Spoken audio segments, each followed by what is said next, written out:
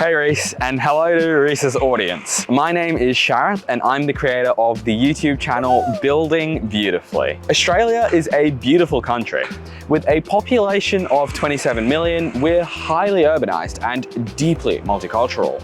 Honestly, we've got so much more in common with Canada than you might have expected. I really saw that when I visited Toronto in December last year.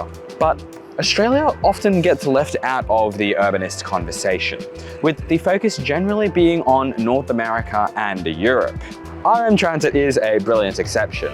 Reese has made quite a lot of videos about Australia, but he's the exception, not the norm. Building Beautifully has been all about changing that, finally bringing Australia, well, specifically Sydney, to a global urbanist audience. I was born in Sydney and I've lived here my entire life. Sydney is a truly incredible city that often does not get the credit that it deserves, particularly from locals, but also from the rest of the world.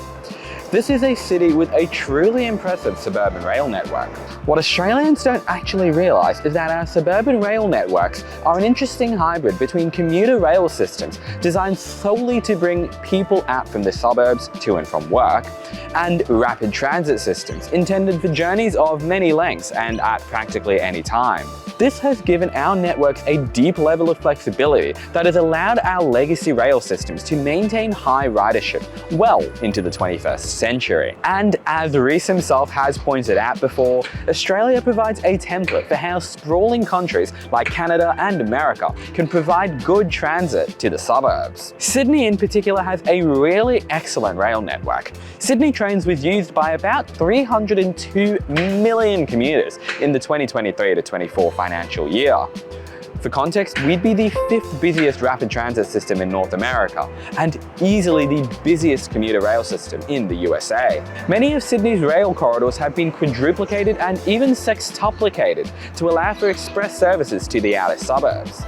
Additionally, over 80% of Sydney's 168 train stations have trains at least every 15 minutes from around 5 AM till around midnight, allowing for both peak commuter journeys and off-peak recreational journeys. The Sydney Metro is perhaps the biggest rapid transit project currently under construction in the Anglosphere, with its city extension having opened last August. With an ultimate length of 113 kilometres and 46 stations, as well as extensions in the works, this incredible project will help make our strong rail network even stronger and lead to the construction of more dense, well-connected transit-oriented developments.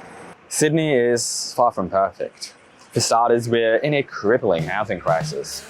Archaic zoning laws, anti-urbanist attitudes, and decades of inaction by our politicians have all combined to make Sydney the second most expensive city in the world to buy a house. Our housing crisis is slowly eating our city alive, with politicians scrambling to find solutions that allow young people to afford a house while not upsetting homeowners who want their houses to keep rising in value.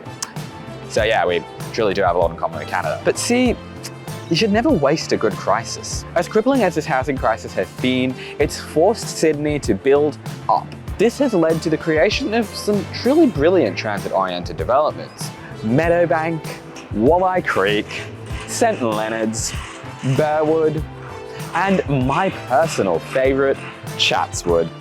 We've created many dense, walkable communities with great food, entertainment and parks, giving people in Sydney a genuine alternative to suburban, car-dependent living.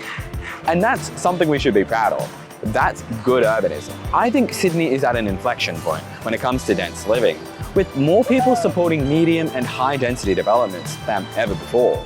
Meanwhile, public transport projects don't face the same political obstacles that the US does, a product of Australia's more centrist government and heavily urbanised country, which is allowing us to build new public transport at a record pace. The pedestrianisation of George Street is a superb example of great urbanism at work, giving Sydney a beautiful, walkable high street that's alive and bustling every day and night. And a lot of efforts are being put into strong placemaking. Just look at Barangaroo, turned from an industrial wasteland into a harbourside oasis. My point is, things aren't perfect. But there's a lot to be proud and excited about in Sydney. Sydney has so much great urbanism, and there's stuff that the entire world can learn from us. Things you shouldn't do and things you should do. So if you want to learn more about my city and just truly dive into a corner of the world often forgotten about, come and visit me on Building Beautifully, where I discover Sydney one story at a time.